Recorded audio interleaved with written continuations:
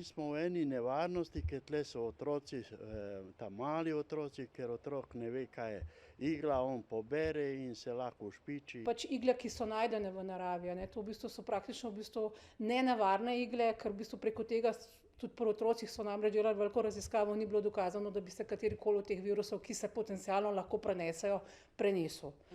Tako da je pa zelo pomembno, da pač se takoj, ko se to zgodi, res pač naredi prva pomoč.